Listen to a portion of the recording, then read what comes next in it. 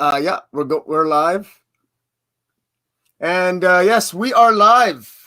Hello, everybody. This is an impromptu live stream. I am Comic Boom, and with me is my buddy Spike Valentine. How you doing, Spike?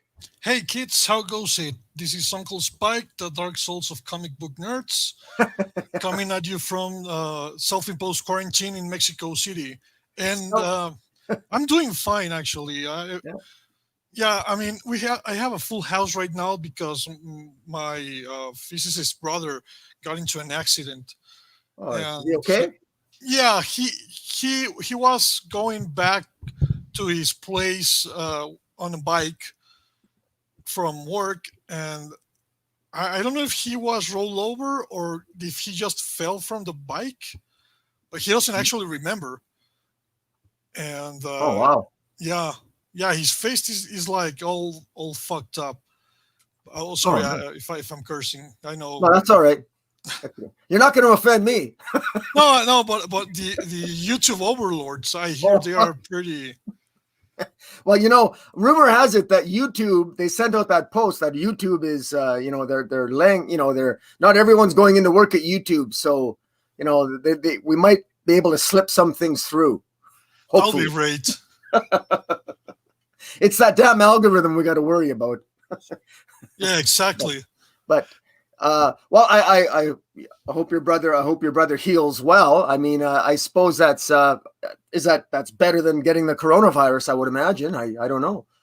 Yeah, I think so. Well, at least she's not dead. So Yeah, exactly. Well, I wish your family well, and well, I'm at, same over there. I mean, it seems that we don't have it as hard as other places right now.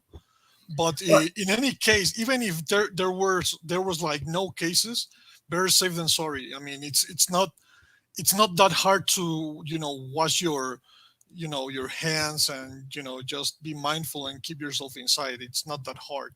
yeah, no, that's exactly right. I know that here in Alberta, Canada, where I'm from, I'm in southwestern or southeastern Canada. Pardon me, southeast Alberta, and it's everyone's fine here. We actually have. I shouldn't say that. We got one or two cases around our area. It, I don't know. I like to think that it's going to blow over, but they say it's going to get worse in mid-April. But nobody's going to work. Every place is, the grocery stores are busy, but everything else seems to be sort of dying down. And it's funny. I picked up my comic books. Today, and spoke with one of the workers who works at the comic shop, and I had to take some comic books off my list, and I feel bad to my comic book retailer. He's not just my retailer. I'll refer to him as my retailer, but he's also a good friend of mine. He's a great guy, and I just feel really bad. But I gotta, out of fear, I hate acting out of fear, because you never know if is the fear warranted or justified. I no one likes to think we all act out of fear, but I did act out of fear. I cut back on my list rather significantly until further notice. I just, I don't Uh, know. Hopefully, in a month or two, I figure that look, with back issues and stuff, it's easy to buy a back issue. I mean, I've been collecting long enough. I know where to go to get back issues, and you know what? Emergencies like this are they really put things in perspective. And we're going to talk comic books and distribution and retail level here in our talk here. But at the same time, when you get personal about our own lives, I mean, at the end of the day, it's just comic books. no, you know and it's actually it segues into the topic because no one actually knows what's going to happen. That's why it's an emergency. That's why we're you know having preventive measures and stuff. And it's the same thing with comics and the things we know and the things we don't know. And nobody knows everything about the business. Even maybe sometimes it comes off like we know what's going on, or even the guys at Marvel or DC think they know what's going on, but it really the world is a very hectic, chaotic place, yeah. and no one really can tell the future. Well, let me ask you. Let's get into our topic. I mean, the topic for discussion today was, comic book retail doomsday? Is this the end? I mean, you actually direct messaged me. You asked me the question point blank. My opinion. Is this going to be the doomsday for retailers, for the comic book retailers? And that's a tough question. And, I certainly hope not. But I'll ask you your opinion first. I'll turn it back on you. What's your viewpoint? If this pandemic lasts, let's say, for 2 months, do you think retailers can handle that? I think some will, but most won't. And I think we've seen that the market hasn't been very healthy for a while, even before the Comicsgate thing or whatever you want to prescribe to it. I mean, Bleeding Cool all the time publishes, like this store is closing and that store closed, and this year this many bookstores closed, and just between this week and last week, I know about 2 American comic book stores that shut down. And speaking about personal stories, like one of the guys from a comic book store here, he's telling me he's not doing that well either. We talked today because he actually owed me money.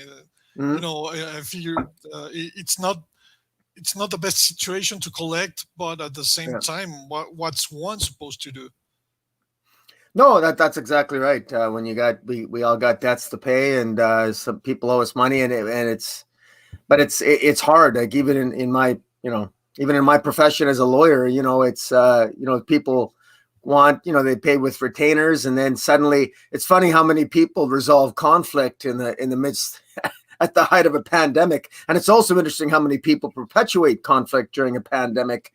It's rather crazy, but I got mixed feelings about the whole retailer thing. I'm fortunate enough. I think my retailer could probably last longer than 2 months, but he's also been a retailer for 25 years, and he's probably got some savings, and he's planned well, and he's diversified. He's a little bit more diversified in his shop than just comic books. But then again, who's really going to go out and buy toys during a pandemic either?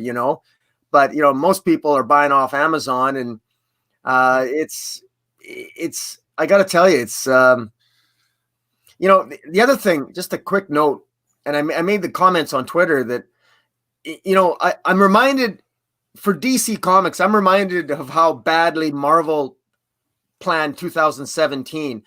It came right off the election of Donald Trump, where we had very toxic politics. And I'm not blaming Trump for that, but I'm just saying that's the political atmosphere. And then we got Secret Empire right after that, and there was with Hydra Cap, and it just seemed like the worst possible storyline that you could have had at the time. Oh, I remembered the story about our conversation with Tom Brevoort, like a long time ago, when you caught these misspellings that were like hideous misspellings, and you asked actually very politely about how is this professional, and he just like lost it. Trevor Brevoort there. That's how I say his name. That was on issue 7 of Secret Empire. It was just a blundering of dialogue, and it was just obviously a mistake. And but it was like 3 of them in the same book, if I remember correctly. It was. It was a little crazy. But I mentioned that because now here we are in the middle of a pandemic, and now with DC, we've got everything so dark at DC. We're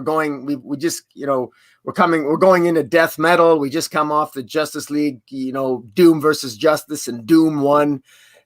And the people never felt inspired enough by the Justice League, and they voted in favor of Doom because the heroes weren't enough to inspire them. And then here in our universe, which we're technically Earth 33, I think, in the pantheon of the multiversity of DC, and we're suffering a pandemic, and the world's at a low point right now. And it's hard for me not to get frustrated with DC, because if ever there was a time where to have a little bit of hope and rebirth, this is it. And then DC seems to have a virus itself it's trying to get rid of, but it's got more than one virus. Getting rid of Didio, I don't think's enough.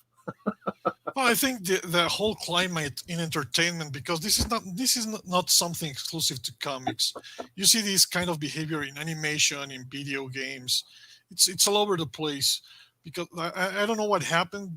People who are like, quote, insiders, quote, became champagne super radical Marxist all of a sudden. Because if you go back pick up a wizard from the 90s. Everything they say today, they didn't believe back then. It's okay, and I understand if they want to have their beliefs. Everyone has them. You have some beliefs. I have some beliefs. But I remember, and I know I talk always about writing school, but it really helped me. Um, One of my teachers, who actually is a very renowned writer here, and he actually was part of the Communist Party back then in the 60s and stuff from Mexico City. He was saying the thing about writing is that you cannot just insert your ideology. If your ideology is the main character, you're doing propaganda. And most people who grew up reading comics, I think, read comics mostly because of the good stories. If you want to read propaganda, you can actually enroll at colleges and take courses on Marxism or whatever you're into. Yeah, that's what I don't get. It's not like the place to teach us about philosophical ideas. We're talking about superhero comics where usually, it's superpowered beings punching other superpowered beings. I don't see that that's very philosophical or very, enlightened. Of course, there are comics where that's been done well, but it has never, in literature, it has never been the main point. Like, even if you go to novels, you in Search of Lost Time by Marcel Proust is about a guy meeting a girl, and all the volumes are about that. And if you go to Ulysses, it's the same thing about James Joyce telling a story about the relationship of two people and stuff like that. Right. Well, it seems like it's interesting. We talk about comic book retailer Doomsday. I suppose if we're not careful, I suppose this is maybe a death by 1,000 cuts, that maybe what's contributed to, comic book woes and retailer woes is the subject matter of the comic books and the comic book culture war, which maybe had its height in 2017. In many ways, it's like a virus. It seems to come hard one moment and then it dies down, and then there's another controversy, and it's sort of like a virus in many ways. On the other hand, one could argue that people can build up an immunity to it, and so I mean, we can draw some analogies there, but I think the analogy I'd go with is how people with existing chronic conditions are more vulnerable to the coronavirus. And the thing is, there's something that is said a lot in everywhere, that the today's middle class is one medical emergency away from being bankrupt. And I think that's what's happening that's what could happen with comics, that they were living day by day so long, and they were so proud of not doing that well, and they didn't care to really boost their stability. That now that the real world has hit hard on everyone, it's plain to see that there's gonna be real problems. You mean in the comic book industry, you mean? Yeah. Like in the comic book industry, they have years that, they antagonized costumers and stuff like that. Right. There was people, even though comic book stores were closing, they said, "Oh no, we sell a lot on Scholastic. Schools are closed. We sell a lot here and there and stuff." So the fragility of the direct market is going to take a real hard punch. And even if some, and I'm sure it's going to happen, that a lot of comic book stores are going to be fined, the bigger ones. Yeah. If like 50% of the little ones fail, or the international ones fail, especially because of trade, the prohibitions and stuff like that, I don't think that it's a punch that you can come back from. You're drinking your coronavirus. Absolutely. I call this COVID-12 because it comes in a 12 pack. but I just I don't know, maybe I misunderstood you, but I wouldn't want to suggest that I mean, if the comic book retail industry is doomed, I think it would be more because of the pandemic per se. I wouldn't say that it's because the content is like that awful. I mean, there's a lot of it that I don't like, but there's also a lot of it that I do like, and there's a lot, but there's some vulnerabilities there, and I would think that I think if I'm not really sure. I'm trying to get to the heart of what your argument is, because are you saying that? I mean, like if there's a comic book retailer, Doomsday, right now it's because nobody's going into the comic shops. It's not because of the comic book culture war or the SJW versus Comicsgate per se. I think everything adds up. I think it's just like I said, like if you get that coronavirus, you're gonna be fine if you're just a healthy guy and you can sweat it out or whatever. But if you have some chronic conditions from before, it's not gonna be that easy, and everything adds up. And I do understand that there are some good comics out there. I still support like stuff from Top Cow. I'm really waiting for the new Death Vigil by Stepan Sajic.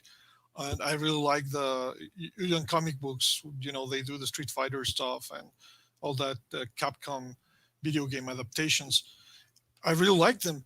And I don't want to see comic book stores close down. It's kind of like what happened with arcades for us gamers as well. That it's next to impossible to find an actual arcade nowadays. Yeah. Sorry, I was just posting this on Twitter, but one of the things that I think is very I think amusing, and I want to bring this up because I just want to hear you comment on it. Yeah, sure. Straight up, because and that this is, you've heard of Snowflake and safe rooms, right? Safe space, yeah. Safe space and snowflakes. I mean, I've used the word snowflakes in various contexts, but I mean, nobody likes a snowflake, and people generally don't want to admit that they ever need a safe room, God forbid, because we're not that sensitive, are we? But you've heard the controversy, and I'm sure you've seen the two characters, Spike, Snowflake, created by Marvel. They're the new members of New Warriors, Marvel Comics, Snowflake and Safe Space. I want your take on that. Well, isn't like the New Warriors, like pretty much everyone is a new creation that's like an allegory to this SJW culture? I think that's what's happened. And someone shared it on my Facebook asking me what I thought about it, and I said, like, to be honest, I really don't care about Marvel anymore. Like they can dig their own grave the way they want. Yeah. But on the other side, I think the more interesting than my take is the take the internet has taken on this, because it's one of the most dislikes I've seen on a video. It's like it has like 2,000 likes versus like 60,000 dislikes. And I've seen even Russia Today commenting, and all sorts of media has commenting that this is ridiculous. Yeah, I haven't seen really. I'm talking about even the big SJWs. Like the only person I've seen try to take a defensive position about it was Rich Johnston, but no, it seems that no one is satisfied with that book. Well, it's not even that's right. And look, I'm not a fan. You know what? I know nothing about the New Warriors, and I got to tell you that I never want to know anything about the New Warriors, and I certainly don't want to see it now. I don't know, but I can't imagine that the intention of the writers of New Warriors was it actually to annoy me, because I laugh at it, I scoff at it, I think it's a joke. I would be afraid. I would be afraid to create a character, give him pink hair, pink eyes, pink tights, make him look overly gay in every cliche, stereotypical way you can use that phrase, and call him Safe Space. Or like, I mean, to me, if I wanted to insult the LGBT community, or insult anyone that had a particular sensitivity to something. I couldn't think of a better way to insult them than what Marvel has done by creating those two characters. And they sit there and they say, well, we want people to reinterpret the phrase safe space, and we want them to look at those words differently. That's totally nonsense. That's like me if I called you a derogatory name, and I can't say it because of the YouTube algorithm might get me, but it'd be like if I called you an SHIT stain, and then I wanted to create a character called SHIT, SHIT stain, No, I think the levels of self-awareness are just gone. They died in the sense that there's many, because all the words they get triggered by, like racial slurs and stuff. Why don't they try that? I mean, I would start by that. If you wanted to empower minorities and stuff, you start with a ninja word or something like that. Exactly. And who thinks that they're that weak? Are they that weak and pathetic? Are they really that weak and pathetic that they got to use reverse psychology to actually by doing that? Like I never saw them as weak and pathetic as they apparently as Marvel is portraying them as in the comic book. I can't imagine why they wouldn't be insulted by that portrayal. And I just, as somebody who respects my fellow human being, I'm astonished by it. I'm astonished by it, and I'm embarrassed by it. That's an embarrassment. I mean, Bill Mayer and those guys, they can have a field day with this. If you want to bring a little bit of credibility to the comic book community, this is not exactly the way to do it. And like, what audience is Marvel trying to attract? Really? I mean, that's the funny thing. That's what I wanted to go, because it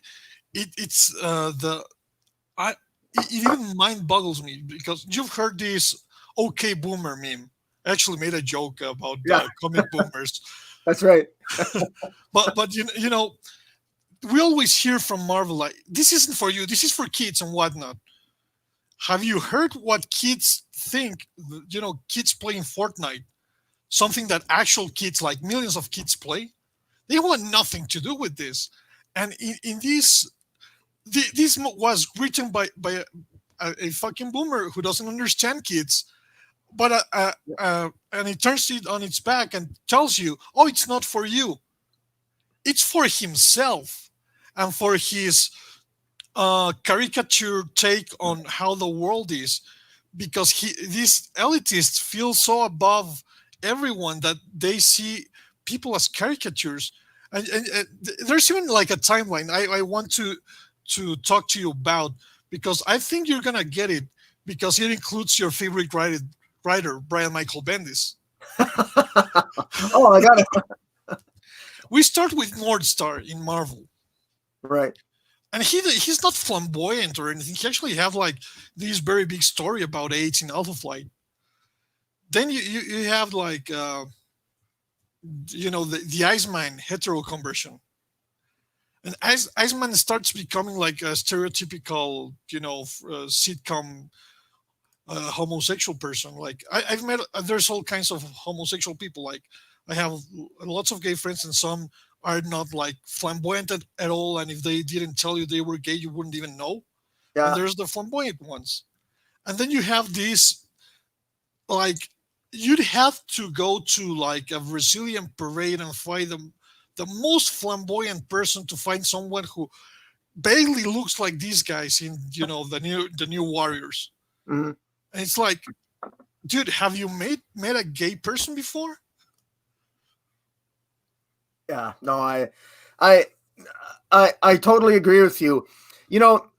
Back in historically, Marvel has always been known as the comic book company that portrays the world next door.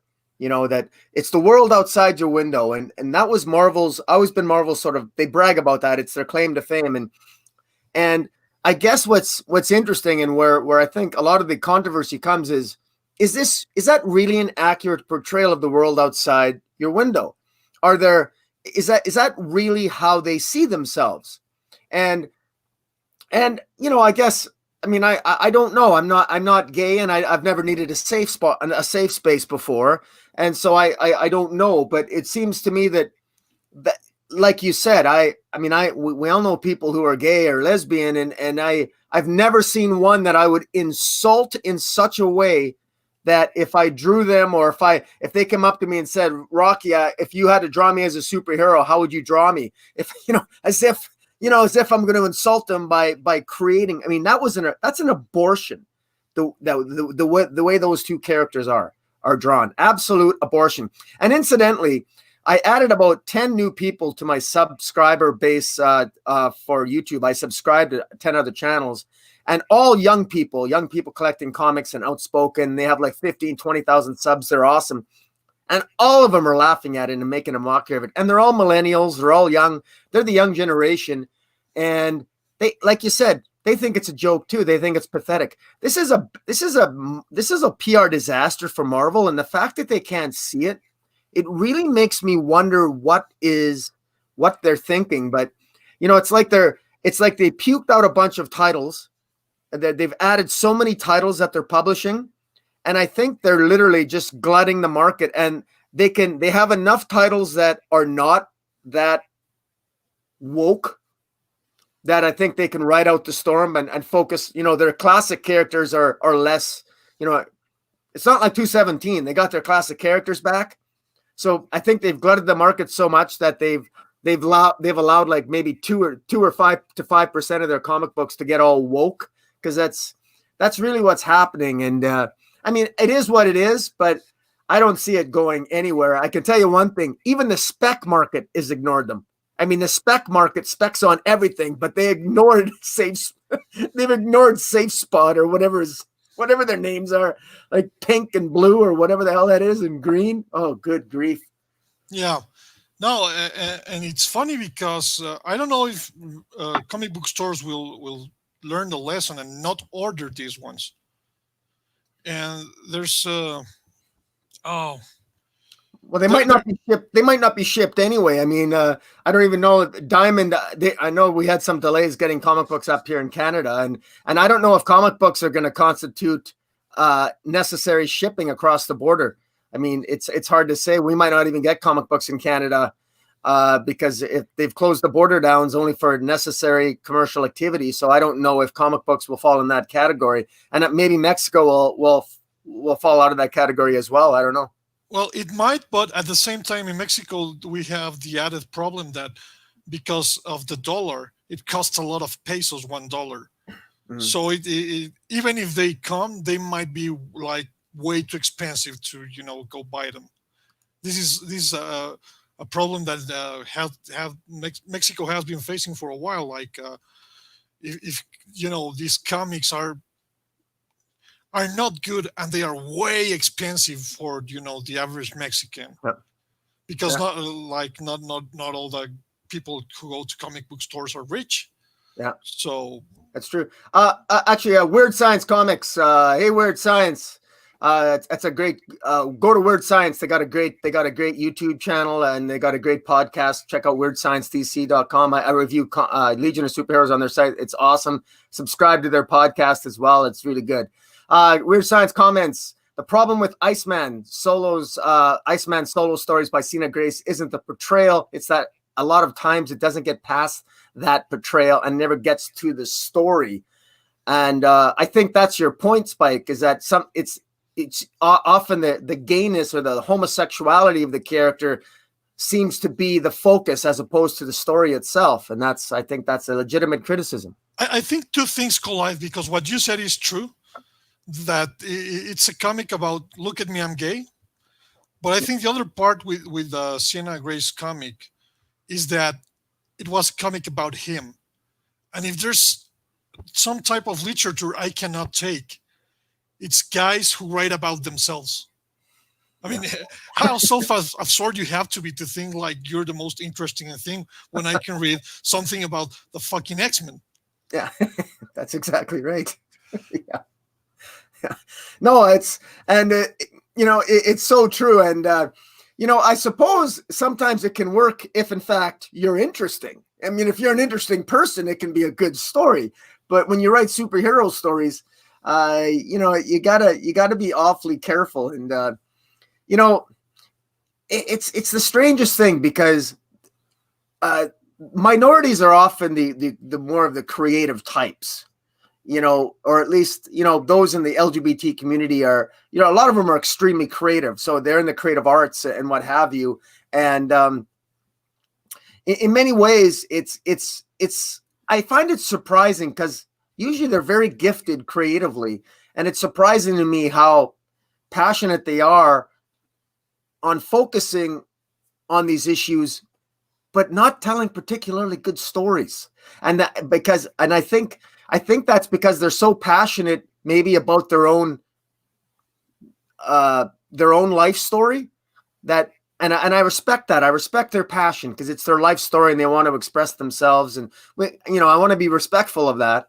Yeah. It's just that often it's not, like you said, it's not, it doesn't translate always into a great story, and they can't get past their own victimhood. And then if I say something like that, or we talk about that, then I can be misinterpreted and I get, accusations of being, a bigot or racist. And that's not it at all. I mean, I'm one of the guys that's actually bought these comic books. Unlike most people who are praising these comics and are not buying them, I'm actually buying them. Thank you very much. Or I did when they were out. And, but it's, I like to think that they've learned some things, but, then Marvel pops up. It's like you say, it's like the virus, it goes away and then it comes back. And now we got ironically a character called Safe Space. It's kind of hilarious. I have a question and a story. The question is, remember in Extreme X-Men that it's funny because I actually translated those scripts. It was like my first thing I did at Marvel. In Extreme X-Men, that universe's Wolverine had an affair with Hercules. They were gay and... Oh, really? Yeah, there was a big commotion. It was around 2011 or something. Nobody really cared at that time. It was like, oh, look, there's this gay Wolverine. Mm-hmm. The thing is, while reading and translating this comic, it never dawned to me, like in the action scenes, for example, like, oh yeah, you have to draw this guy as gay action. Like, what's the difference between a gay superhero throwing a punch and a hetero superhero throwing a punch? What's the difference? Can you tell? Oh, of course not. And the story I have is like one of my favorite bands is called Scenic, and the drummer passed away sadly like a couple of months ago. And the thing is, they were like a technical jazzy death metal band. They were the founders were actually gay. I didn't even know until like 20 years later, and nobody cared. And their songs were not about, oh, look at us, we're gay. They were like these weird philosophical, fantastic lyrics and stuff. And I think when you are talking about like the creative gay community, that's the thing. That the problem with comics is not that they have people from all kinds of communities. That's not the problem.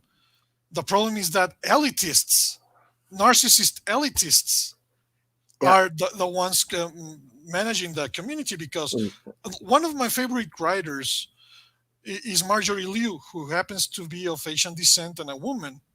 Right. I mean, Phil Jimenez is a gay artist. I love his work. Yeah. It's amazing. The thing is, if you're going to, I think these people got in because they have talent. Or Christopher Priest, the guy basically did the impossible and made Vampirella really relevant. Yeah. And these people got in because they were talented, not because they were minorities or whatever. That's the thing. Yeah. And, well, we still live in a day and age, thankfully,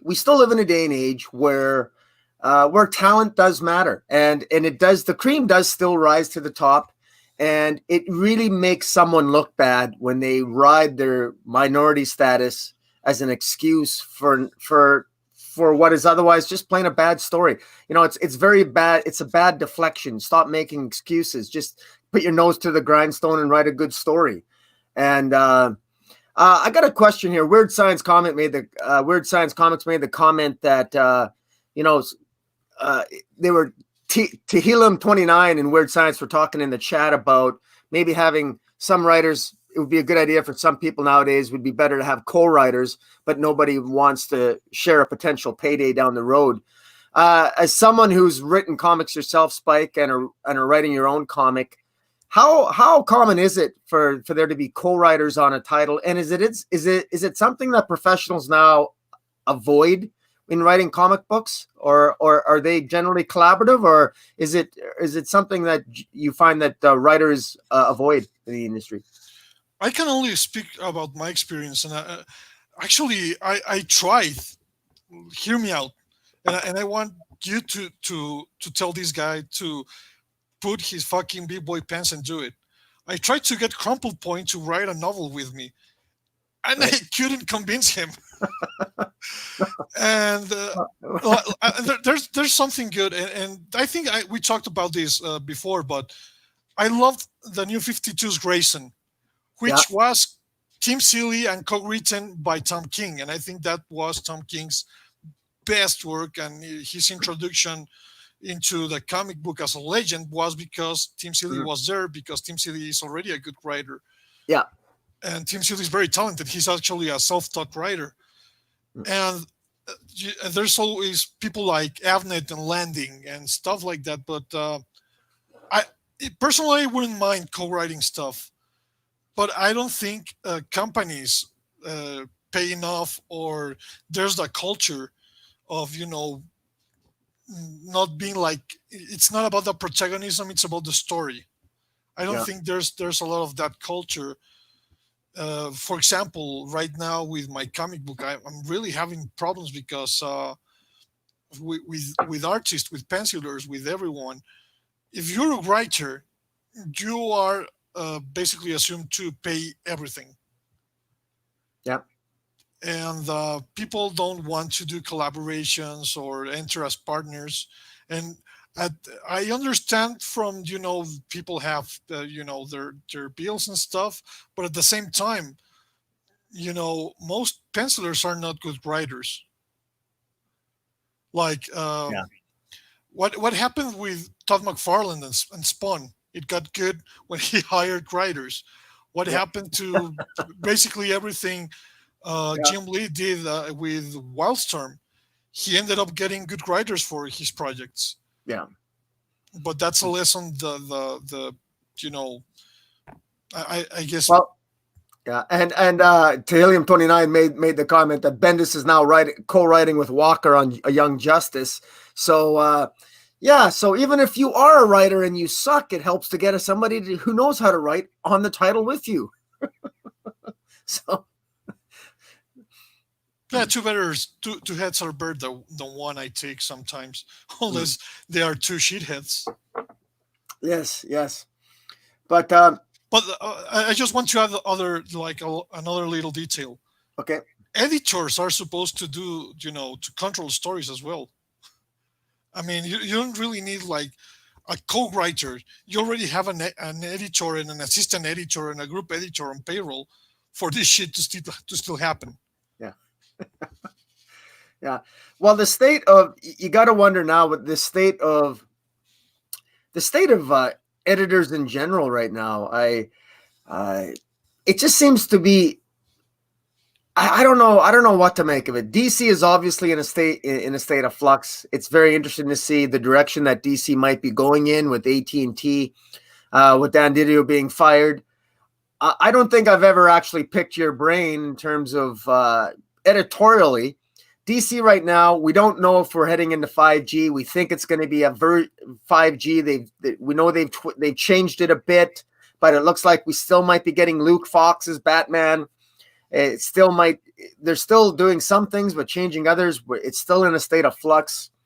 So my question to you is, what's your take on the whole Dan Didio leaving or being fired, and where do you see DC going? I actually caught your live stream with Dark Knight Nation. It was really good. Yeah. I did throw some opinions here and there, but what I think is I'm speculating more on the AT&T side of it, because some stuff they've said even last year, it falls in line with what's happening with DC right now, about how they want to fire people that are not necessary. And this Dan Didio wasn't like the only guy they let go. They let go like 200 members of the staff. It just happened before. They let go the president of DC Entertainment, and they merged DC with another entertainment brand of Warner. I don't remember which one it is. But changes have been far bigger than just Dan Didio. Dan Didio was just basically, the obvious one. But the state of flux is real. And if something was going to change with the current panorama, with the pandemic, things are definitely going to change. And if there's any hint of truth that if 5G doesn't pan out, they might close the comic book division, things might just be more real than ever before. Well, yeah, and even look at the movies now. We might even they're even talking about streaming Wonder Woman on TV instead of the theaters if the pandemic continues, and we're going to get Bloodshot. It's not, we can watch it on TV now. It'll be streamed apparently as well. The movie with Vin Diesel. So the movie industry is changing from this pandemic. So how we watch movies is probably forever changed now. It's forever changed. I think that this pandemic, we're going to realize that there's so much more we can do at home. I think more people after this pandemic will continue to work from home. I mean, there's a lot we can theoretically do from working at home. That's another topic. But leading into comic books, in terms of comic book production, one has to wonder now, with everybody staying at home and with the technology, I wonder is print media even necessary anymore? Do we even need print comic books anymore? And if we don't need print comic books and it can be all digital, then if they're going to focus more on the best stories, it might be harder for only the best writers are going to be the ones that are hired, and it's going to be a lot more competitive. And it's going to be interesting to see how the landscape of the writers that are chosen, the landscape that they take, because if AT&T focuses on screenplay writers, movie writers, and people from a different subcategory than traditional comic book writers and their traditional outlets that they get them from, we could be looking at a very different, decade as far as comic book writing is concerned.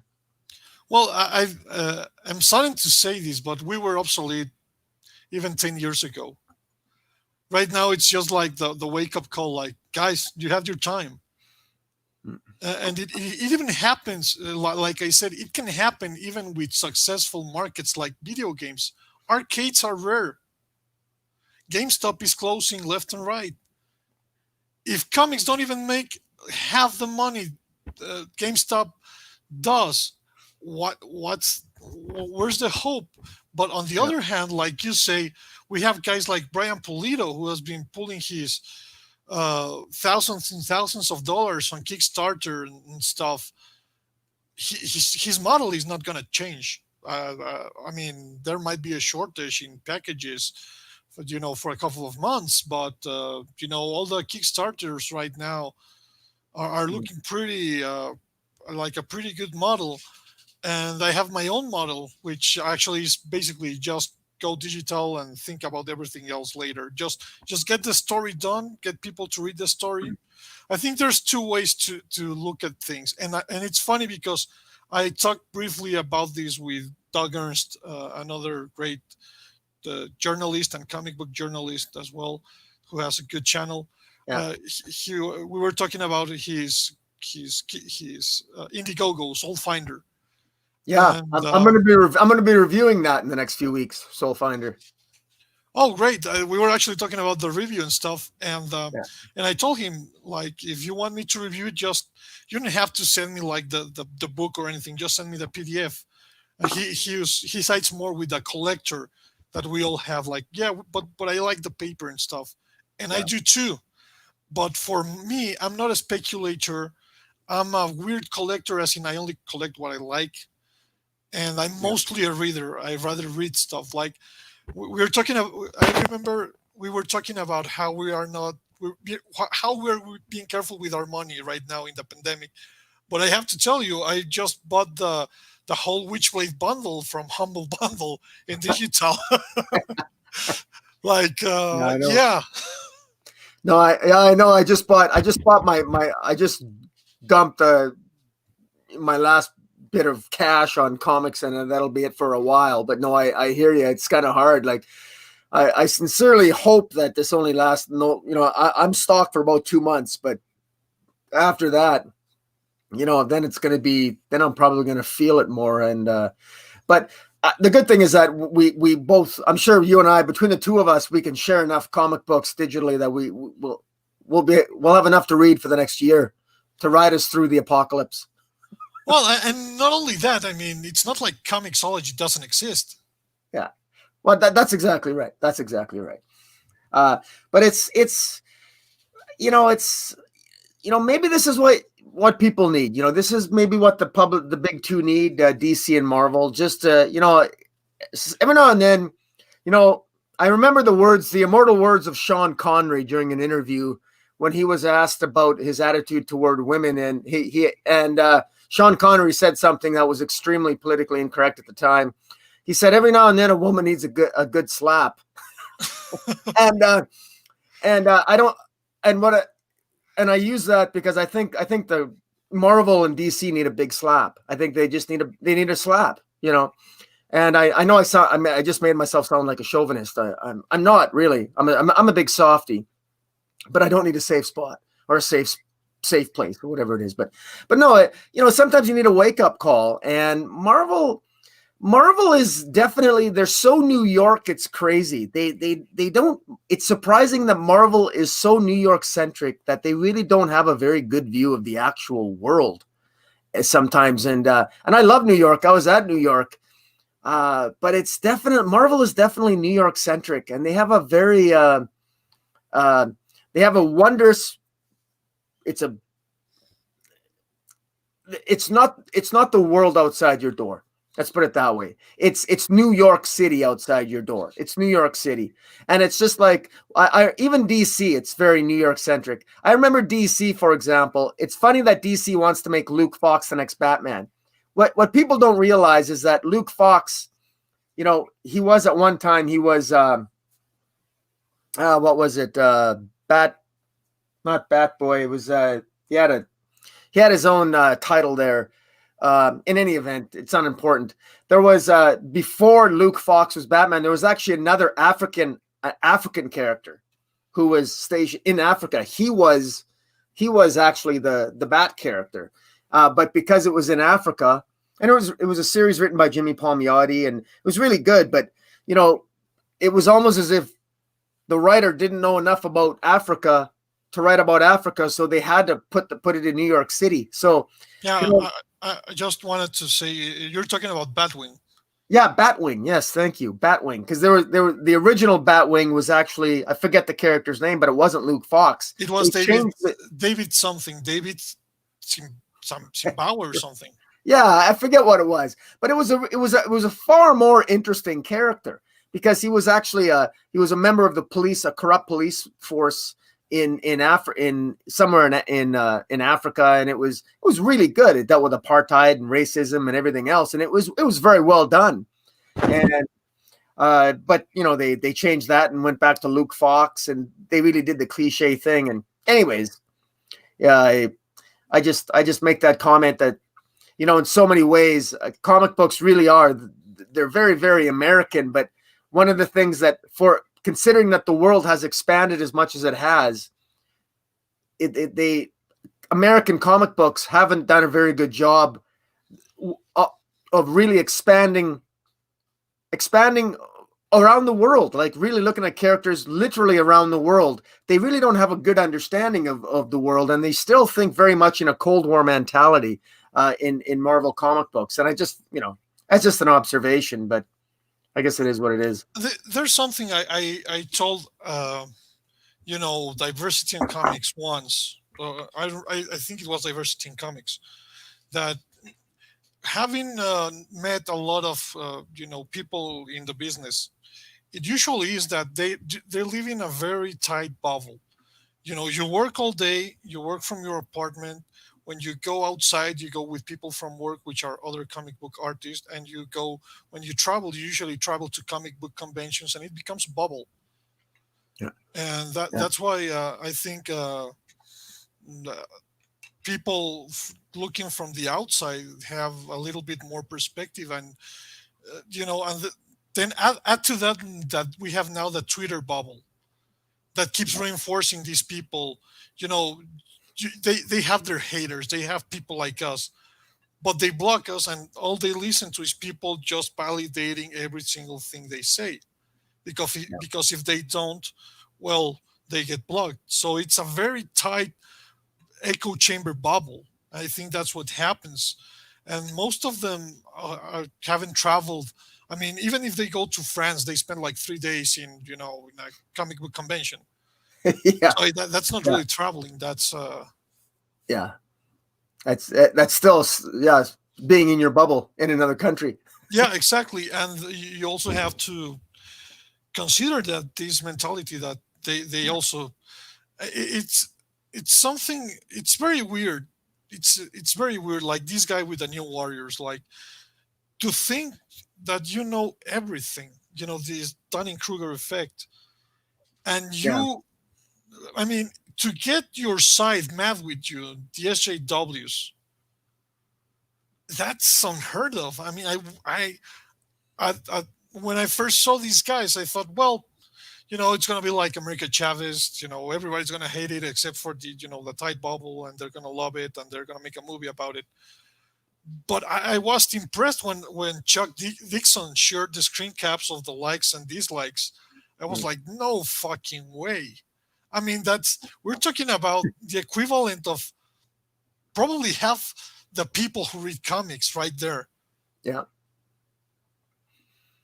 Yeah. No, And this is worrying because we're talking about, okay, the pandemic goes away, we all survive. Will comic book stores survive? And when they survive, what are they gonna go back into that really needs to make money for those months that they were, with a tight budget and stuff like that? Because it's not only right now, the future after the pandemic also counts. What kind of products are you gonna sell to us? Are you hopeful about 5G? What are your feelings about 5G? Like, I know well, you have a video that people should check out, but like yeah. the quick version. Well, well, I guess my first frustration is when you ask me if I'm hopeful about 5G, is that I'm not actually sure what 5G is. I mean, I know what the advertisements say. I know what they've said. I know that they've got 5 different books that in theory were coming out. I think they're still coming out, but I think they're changing them. They're, you know, they they've delayed Free Comic Book Day, I think, because of the pandemic. But the plan was they were going to come out with Free Comic Book Day with Generation Zero, follow that up with Generation 1 through 5, like all one shots, and deal with each particular generation. And then the 5th Generation 5 was going to be the Luke Fox Batman, the son of Captain Boomerang is going to be the Flash, and then Wonder Girl would be the new Wonder Woman, and at least the theory anyway. And how did I feel about it? It's trying to please everyone. It's trying to please all the different DC fans of different eras, so that whatever your interpretation of DC was, of whether you loved DC in the 80s or 90s or during the New 52, pre-Flashpoint, Original Crisis, Silver Age, you could find your own generation to enjoy, and presumably they would continue to tell stories in each of those generations so that future readers could be attracted to whatever generation of stories they would like. So I think that was the theory behind it. I'm speculating when I say that, but Yeah. I think the theory is sound. It's a sound theory. And, quite frankly, I suppose at this point, I mean, anything, if they could just stick to it and tell good stories, it will work. But, I know I'm being long-winded here, but let me just cut to the chase and say this. I really just want good stories, Spike. And they're just the vast majority of stories out there, with the big two, they're just not very good. That's the bottom line. I mean, I can be forgiven if the story was excellent. I can give you numerous examples of continuity being ignored, and it's a fantastic story. I mean, some of the best, the evergreen products, or as you call them, like most of them are Elseworld stories. They're not even in continuity, and you know, it's just frustrating. It's frustrating. We even have a modern example with Sean Gordon Murphy verse, and even that has caused revolts from the people who don't buy comics, but they need their representation, and they just don't get that these are fictional superheroes. They don't represent anything more than fiction. No one is a superhero. Yeah, yeah. It's I shake my head. You bring up Sean Gordon Murphy, and that's an excellent example because he's someone that I really, really like, and I really love his writing, and I love his take on Batman. And I just feel I'm both. I love his writing, but I got a little frustrated with him because of that latest controversy when he distances himself from some guy that he did a cover for, because the guy was criticized by some other writers being Christian. Very Christian. And I got to admit, I think Murphy made the wrong choice on that. He should have, Sean Gordon Murphy strikes me as the type of guy, he always has, that he just did his own thing. He focused on telling good quality stories, and he ignored the controversy. And, to be honest, I know it can be done because I do it. I avoid all kinds of clickbait on Twitter all the time. There are people on Twitter all the time that will try to poke me, and and I just ignore it.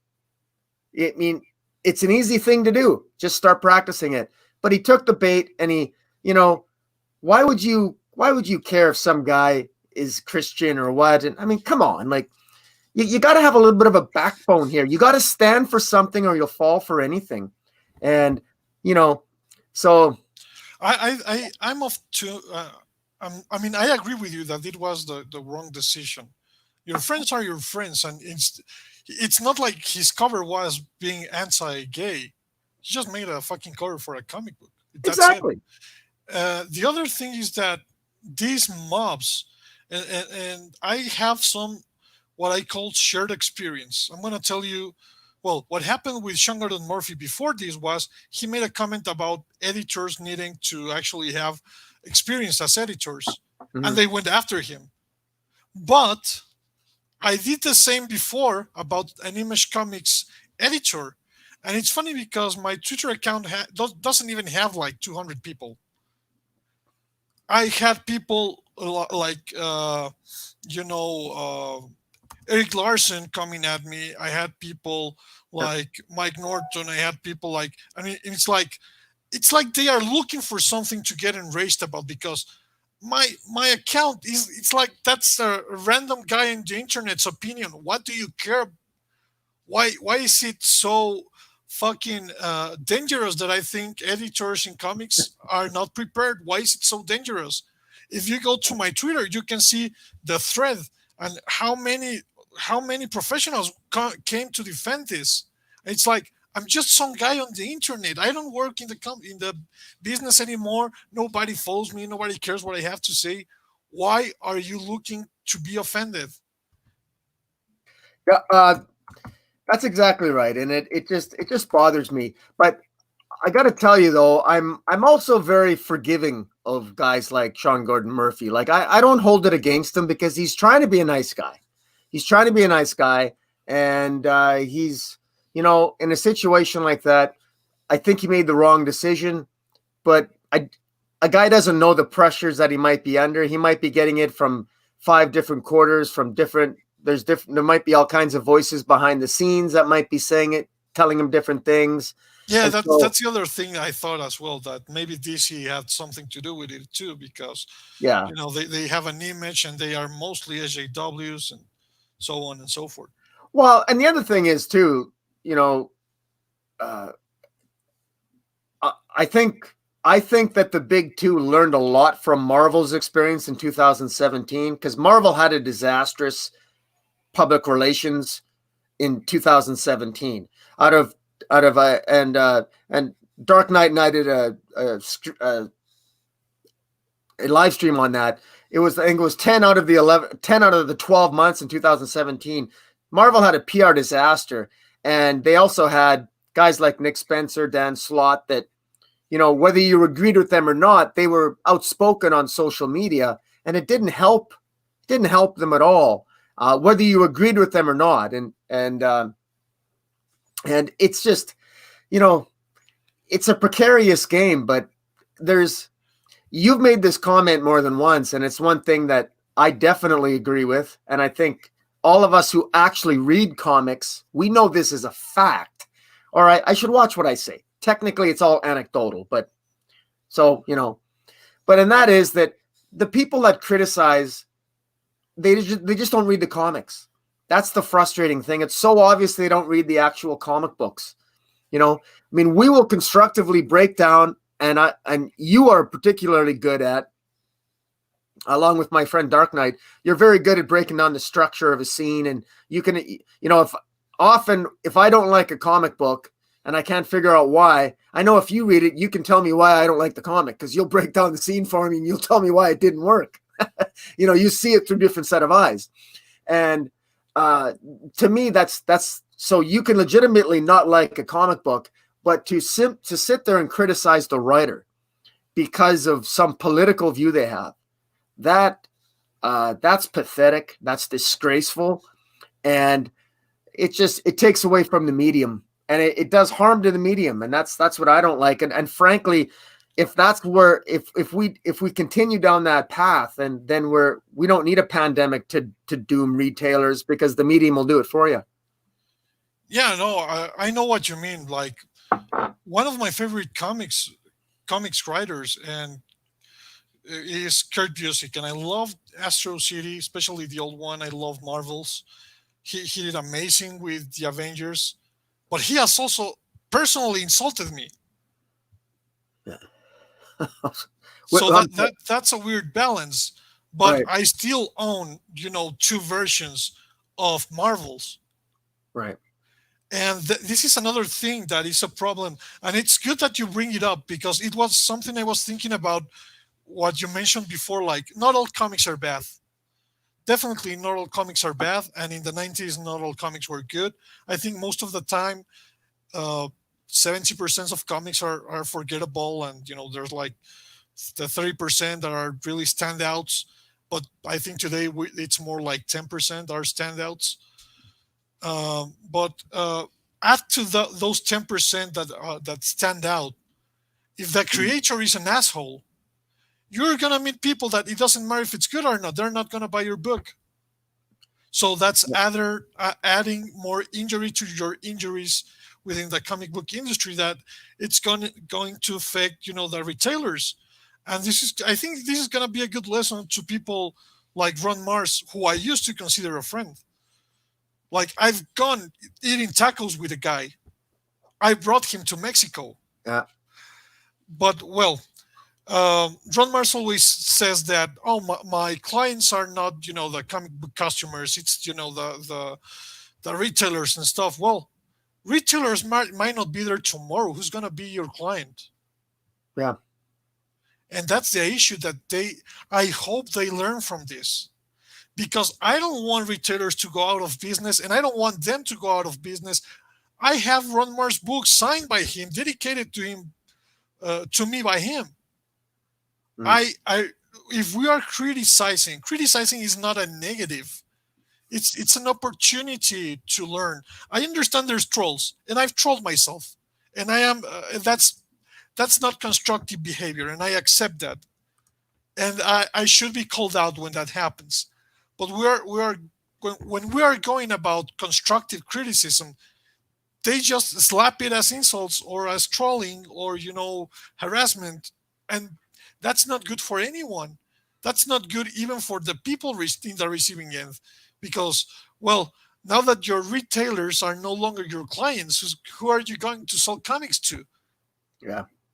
And it's funny because Ron Mars, Ron Mars, the guy who wrote like classic Silver Surfer, and he did a fantastic job with Witchblade. He cannot outsell Diversity in Comics or Ethan Van Sciver on crowdfunding. They just proved like he made a couple of Kickstarters. He made less money Yeah. than Diversity in Comics, who wasn't heard of until like a couple of years ago, and he's not even universally liked. Let's put it mildly. Yeah. No. Yeah. Well, definitely. I mean, I've got a look. You can't go through life being liked by everyone, but you can go through life being respected. There's a lot of people that I respect that I don't necessarily like per se, but I respect them. There's a lot of people I don't agree with, but I respect them. And if I respect them, I'm gonna buy their comic book, and that's the bottom line. But I got to tell you, there's a lot of when there are people that make judgment calls and sound spiteful and sound, people don't realize the power of words, and it really surprises me because you mentioned Ron Mars. I've seen him make some very outspoken views online, and I'm sure you have too. I don't know your direct experience with them. It's sorry to say he insulted you. That's terrible. But at the end of the day, it surprises me that writers. I mean, I guess I can say this to you too, maybe, but you guys are writers, so I would think that if anybody knows the power of words, it would be a writer. That you got to watch what you say. I mean, good grief, when you're tweeting something, I mean, how many times do you have to learn the lesson that if you tweet something, I mean, don't tell me you don't know it's controversial. I don't know about you, Spike, but there's at least 3 times a day I decide not to tweet something, and I have already had it ready to tweet, and I decide, no, I better not do that because I don't want to start something, because it's like, no, I don't need to go there, and it's not worth it. And you make I think a very good point, and that is, it's something that I'm sure it's on the mind of the big two. If they're going to be hiring people, what are they going to be doing? They want to know, how active are you online? How outspoken are you? Because it matters, because they probably would prefer people, they don't mind maybe a controversial writer, but they want the content to be controversial. They don't want the writer themselves to be outspoken or on Twitter all the time, riling up a storm. Yeah, and there's examples I'm not gonna give because I know people still in the industry, and I know people who still work for Marvel, who still work for DC and other creators. They tell me things all the time, and they have their strong opinions, but they don't portray them on the internet because when it comes to their public behavior, they know they have a business to run. They know it doesn't matter. And I'm not as good as you with controlling. I'm very opinionated, and I think even you've told me I've gotten myself into trouble I didn't even need to. But lately, I've been trying to control myself when replying to someone, or I've done what you did, like you have the whole thing written down, and then you say, "What good is this going to to do?" And Yeah. if it's not worth it. Yeah, no, yeah, and I know exactly what you mean, and you and I have talked. We've talked. Offline, obviously, much when we direct message, and yeah, I do feel that way, and part of the reason why I do get concerned sometimes when I know my friends like you, when I know I can see you're getting passionate with your tweets at times, and I know where you're coming from, and my concern is that there's people who don't you know, I'm gonna sound like I'm insulting a lot of people here, but a lot of people don't know how to debate, and they don't have a respect for the debate, and they don't know how to argue very well. And you know, it's so important in this day and age to know, like I personally, I mean, I do it for a living, but I win arguments all the time, and I lose arguments all the time, and I don't lose sleep over it, because whether I win an argument or I lose one, I learn something. I learn more from the arguments I've lost than the ones I've won, because the ones I've won, I already knew it, right? So whenever I'm involved in debate, the problem with Twitter is that it's not too often that I learn much on Twitter, because all I get is, when's the last time you heard on Twitter somebody tweet, "Oh, well, I never knew that. Thank you for letting me know that." Or, "You know what? You're right. I concede." You just don't see that. You see pushback, you see resentment, people who, rather than concede a point, they'll throw an insult, and you see it more and more and more. And it's, well, I mean, I guess it's part of the larger the culture war. And there's a reason why. I think one of the reasons why the comic book atmosphere, I noticed this, maybe you didn't, but after 2017, 2018, it got better. 2019, okay, we get moments where we'll have our safe spaces and our,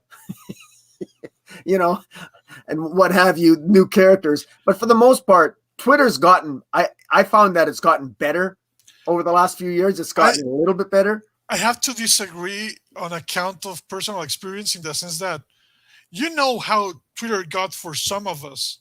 We were like the Days of Future Past cover with the disease disappeared. Yeah. There was a big purge on Twitter. I think it was more that the speech was more restricted than anything else. Right. Because there's accounts dedicated to tracking people like myself or like Captain Comics and stuff. Like, I think we have a different perspective. And yeah, I brought that on myself, because I've also been very opinionated, and I've been very open about it. I'm not saying you deserve to get off Twitter. But I have to assume that actions have consequences. And since Twitter makes the rules, I'm going to get the consequences Twitter affords. Yeah. Well, no. Well, let me rephrase it this way. I'm not attacking. It's not an attack or anything. I'm just saying that, in my opinion, the discourse on Twitter has become more civil, because it's one-sided. Yeah. Because it's easier to be civil when it's one-sided. Yeah. And that's also why over the last 2 years, there's been a large increase in people using other servers. Like I often comment on the Slack with Weird Science DC, where we can talk with more freedom, and it's not really moderated. Well, I mean, it is, but it's more open. We can talk with less judgment, and we can be more open. And also on Discord, and so there's other places to communicate other than Twitter, that where you don't feel you got Big Brother looking over you, and you can just sort of relax. And the problem with Twitter is that you're grouped in. I remember in 2017, I was blocked by creators and writers that I never even knew. And some of my favorite writers, I was block botted by them. And it was just, and I never conversed with them. I never tweeted with them, but it's, well, I guess it's the whole algorithm thing. But in any event, it's funny, because we started off talking about a pandemic, and in a sense, we're talking about metaphors for pandemics, because we have this thing called the coronavirus, the COVID-19, and yet in many ways we have these minor things. We got the common cold, and we have the flu, and we got metaphors for that, mainly being the struggles of the comic book industry, the problems with distribution, the problems with Diamond, the problems with editorial, or the struggles of editorial, the comic book culture war, and yet still throughout it all, comic books continue to endure and the physical media continues to endure. And I think this is the first time where I feel, I mean, I've theorized it before, but this is the first time where I feel it's a legitimate possibility of the end of physical media. If this sort of pandemic mania is a regular thing in our society, I really do think it could have consequences for the physical media of comic books. And I don't know, it's hard for me to imagine a comic book industry that's solely digital, but I mean, I know it's theoretically possible, but I guess I'm so old school. It's just hard for me to imagine not holding and reading a comic book. Here's where it gets interesting, because I actually disagree. And we're going to have dialogue. I think media is not going to go with physical media, in the sense that, for example, you were talking about movies. What do movies offer? People think movies offer, the square content you see on the screen, but I think movies, I think they continue to live and make billions of dollars because it's an experience. Going to the movies itself, it's an experience. You can go watch a crappy film, but the experience is good. Like, I remember going to watch Pixels, awful movie. Had the best time of my life. I was with one of the girls I dated, stuff like that. We had a great time. We went to the VIP and had a bunch of shit. Yeah. I think that's gonna sell it, like, for movies. I think people are going to make comics, even physical ones. Maybe the distribution thing is gonna be weird, and someone is gonna take the reins, or Diamond might endure, whatever. But where I think the caveat is that current editorials, talking about the big two more specifically, they are part of larger conglomerates, and larger conglomerates that have been having trouble, and they are gonna cut their losses if things don't go well, and things haven't gone well for a while. And do you remember I sent you what happened with Walt Disney's corporate get together with all the investors? Yes, you showed me. Yeah, you sent me the video, and there was also the audio tape of some of the representations of the shareholders. Yeah, you'd think they were comic skaters for what they were saying. But the problems are no longer, us, the unwashed masses. The investors are not happy with how things are going. And the investors don't care that they bring continuity back to comics. They care about the bottom line. And if the bottom line is not good, they're going to cut comics like as quickly as they can. Because thinking as an investor, it's better for me to have these characters and license them out, and I don't have to worry on investing money to produce them. That's the problem of the guy who licensed it. Right. They just have to follow my guidelines and pay me my money. So, well, Spike, so are you saying, because you say you disagreed with my point, I wasn't sure, what specifically are you disagreeing with? Is it your argument, or is it your viewpoint that it's a much greater possibility that physical media will in fact disappear, and you see that's where it's going? No. I think there will always be, as long as there are collectors, there will be physical media, like vinyls, like how vinyls made a comeback. Right. What is going to change right now is the content, because the people who are producing this mass consumable content are in very dire straits with their current model, and they have not learned to adapt. I think we're going to see, if these companies go out, it's not the end of comics. It's the end of Marvel Comics or DC Comics, or, the current paradigm. But there's still people that's gonna want to read and buy comics, unless they die. I mean, that's the other possibility. But hoping that not a lot of people die, and that there's still people, collectors. They're gonna want comics, and we're already seeing, a rise of indie comics. And I remember you told me last time we had a live stream that this was the period of time you were reading more independent or Yeah. author comics because you weren't getting enough from the content from the Yeah. superhero comics. And I think that's just gonna go up and up and up and up. Yeah. That's a very good point. And because, I discovered today was kind of a tough day for me this morning because I had some stuff I had to do at work that was a little frustrating, but I also had to make some tough decisions. And what was depressing to me was how easy it was to make some decisions in terms of what comic books I would cut from my pull list. It was very easy to cut most DC and the vast majority of Marvel. And I do think Marvel's on a slightly better track in DC right now. But the hardest decisions to make was the indie titles, because the indie titles are really good. There's so many really good indie titles that I'm getting.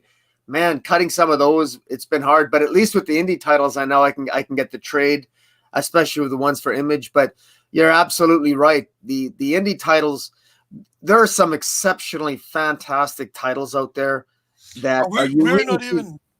Go ahead. You're saying that, for example, that you're about to go and review Soul Finder by Doug Ernst, and Yeah. I remember when I sent you Cosa Nostra, and we are seeing the rise even outside of the author comics from Image and Dark Horse.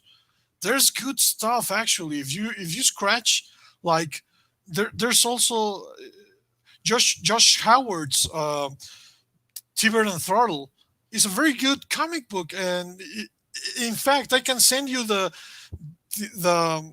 my review that has a link where you can read number 0 for free, and you'll see the quality that book has, and how powerful that nostalgia in that book is. Yeah, that would be. I've heard good things, and it sounds. I know that's the one where actually he's wondering if it's very similar to Strange Adventures by Tom King, and some people thought maybe Tom King had plagiarized some of the material for Strange Adventures from that series, right?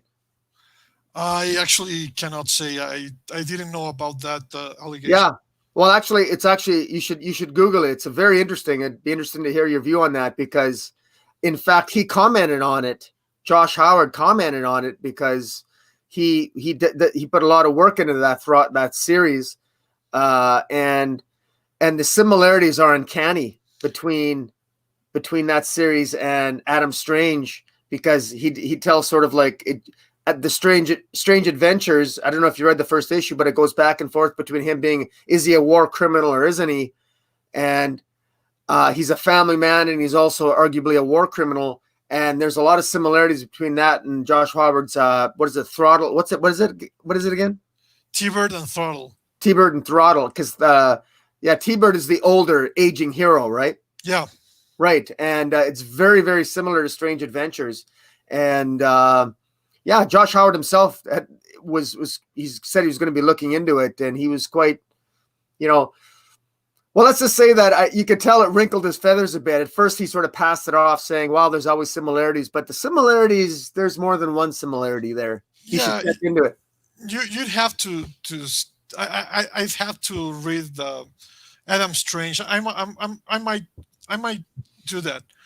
It's like, for example, what happened with my Ghost Rider pitch.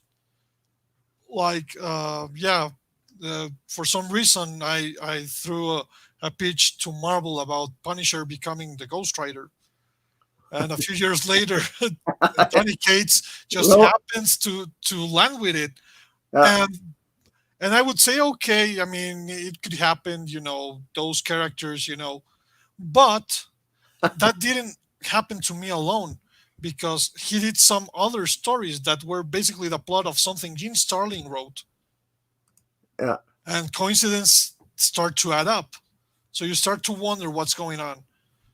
And we've seen how creatively bankrupt these companies are right now. So I wouldn't be surprised that they are scratching for plots. I think that's an actual quote from Tom King that he's, desperately looking for a plot.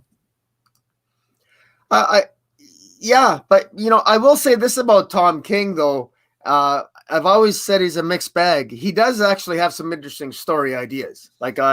He's always trying to come up with different ideas and thinking outside the box. He's just I think Batman really hurt him. I think his longer narrative on Batman I think hurt him. I am actually interested. I enjoyed his Mr. Miracle. I think his Strange Adventures is going to be good. I think it's going to be I'm actually looking. I'm looking forward to continue reading it. But yeah, it's definitely throw me that first issue again at T-Bird and Throttle. I think you sent it to me once already, but I'm sure I've lost it or I got. It can be downloaded from the Bleeding Full review I made. Okay, I will send it to you. You can share it around. Yeah. Okay. The other thing I want to say is I actually disagree about Tom King because his vision was a ripoff of Desperate Housewives. I'm not kidding. Like I read the thing, and I own the first 3 seasons of Desperate Housewives. It's basically the same thing except it has robots in it. Spike, I never pegged you for the Desperate Housewives type. That's awesome. No, the three first seasons were really good. I watch any type of show that is well written or is like edgy in my style. I'm a big It's Always Sunny in Philadelphia fan. That's good. That's funny. Yeah, no, it's funny because I actually bought the hardcover edition of The Vision, and I read it has it's got a lot of his notes on his scripts, and I can see that. Like it's definitely a very different take. Obviously, a domesticated life for The Vision, definitely off the beaten path, and I never really made it's interesting that you made that connection there. I wouldn't have made that connection, but I guess I could probably see it if I reflect on it more. Well, it has housewives, it has weird crime, and it has robots. Yeah. Well, he does. Tom King does have a habit of being sometimes fairly obvious in his. I won't call them plagiarisms, but he certainly borrows a lot from. If he happens to read something, whether it's poems or past stories. I mean, it's littered throughout his Batman run. Sometimes it's obvious, sometimes it's not so obvious. But he's definitely someone who's not shy of using, past stories. Even though he has a nasty tendency of not giving credit for it until somebody holds him accountable for it. But yeah, that's the thing. It's one thing to have inspiration, and that's all fine. We'll have it. There's not really an original, story in the world, but it's another thing to have plagiarisms and stuff like that. It's a very thin line, and you have to walk it carefully.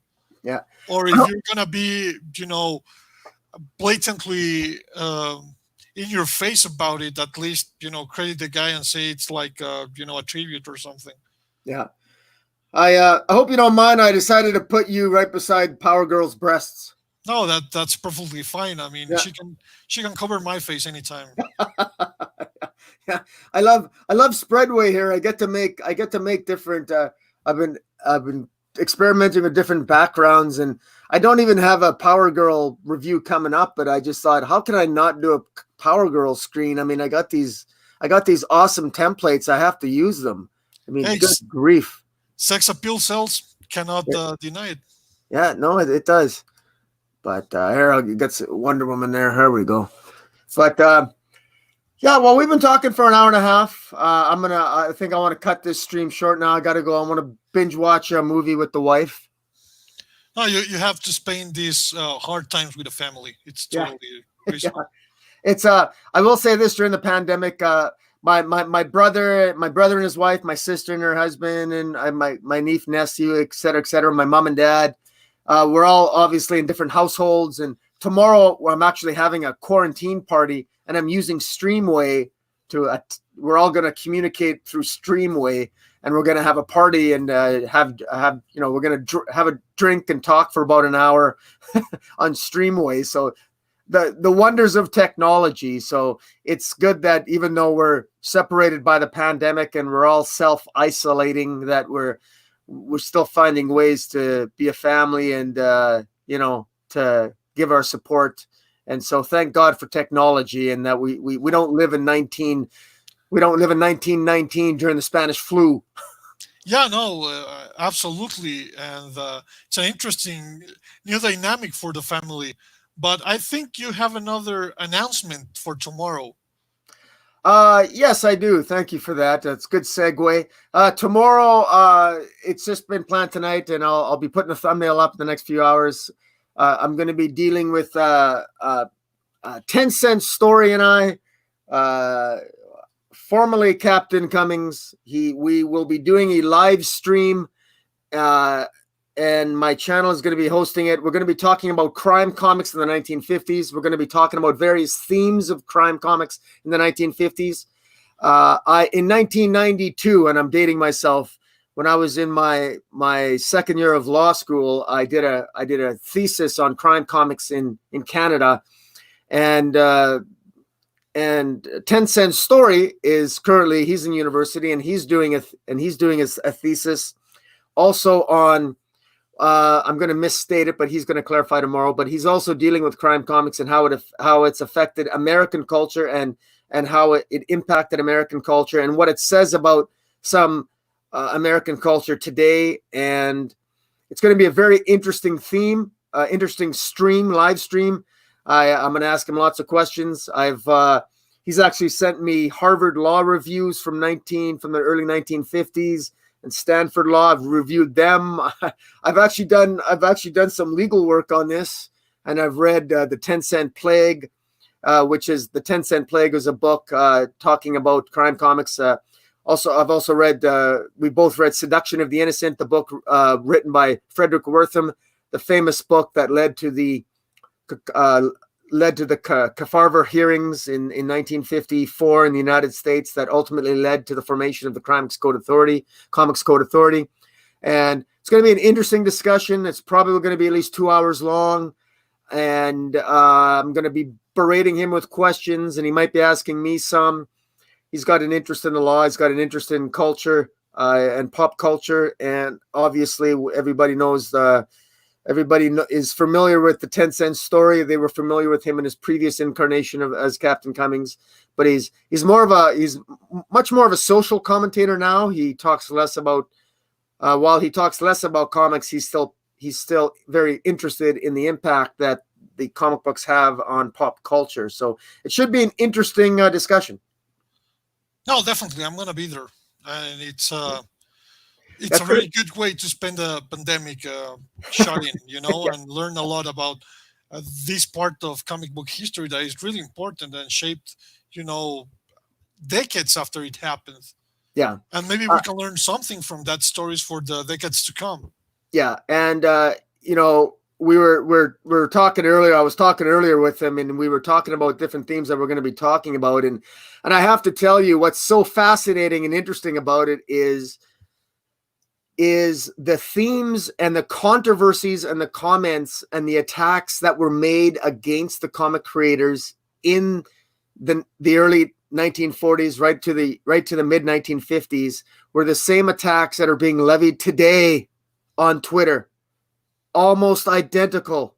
You can see it in the comic book culture war today. It's unbelievable. Some of the quotes that I'll be reading, you will think that I've read them off Twitter, Spike. It's unbelievable. Yeah, no. The parallels are unbelievable. The more things change, the more they stay the same. Exactly. Unbelievable. And yeah, sorry. There's a meme I made when the Batgirl cover was taken off the shelves, the variant cover with the tribute to the Killing Joke. Yeah. I actually put grab the image and put Seduction of the Innocent too. Yeah. No, it's incredible. It really is. And in the early phases when comic books when people were slowly when women's groups and PTA at parents and teachers at PTA meetings slowly began to look more and more at comic books as a scapegoat for coming up with a reason why all their children were misbehaving and the increase in juvenile delinquency, and comic books were a convenient scapegoat. And the attacks on the comic books, the way that the comic book community, particularly MC Gaines of EC Comics, his initial reaction, they all thought it was a joke. They never took it seriously because they literally thought, what's a comic book? These people can't be serious. I mean, they think like we do today, like you can't be serious. It's just a comic book. Like relax, just, take it easy. Don't take offense to this. Like it's just a comic book. And what's happened today? I mean, even our discussion earlier. I mean, people making such a big deal about the content of comic books now, or getting insulted by what's in a comic book or how it's said or who says what. It's the same thing, and they went through it in the past, and in many ways it's played out the same now today, and the result, by the way, interestingly enough, is that they had a choice. And what's interesting about the Harvard Law Reviews at the time and the Stanford Law Review is that they went through the different ways that they could address this problem of crime comics. How do you address this problem? And frankly, they even back then, all the people who were scholars back then, they knew that really there's nothing you can do, because constitutionally there's really nothing you could do, because it's freedom of expression. They knew that even back then. But the one thing they knew would work, was the pressure from the local community. And it doesn't matter what the Constitution says. If your community is against you and you're scapegoated by the community and there's public pressure, you're going to change. And that's what it was. It was the power. It was that so much fear and paranoia in many ways that, in so many communities across the United States that, retailers just never sold that comic book. And it was a movement, and they wouldn't order it. And so pretty much they had to change the title, and they had to, the Comics Code Authority. It was something that, as bad as it was, it was largely necessary, because if there wasn't self-regulation, it would be government intervention, and everybody knew that the government knew. I guarantee you, the government knew that if the government intervened, it would undoubtedly violate the Constitution of the United States.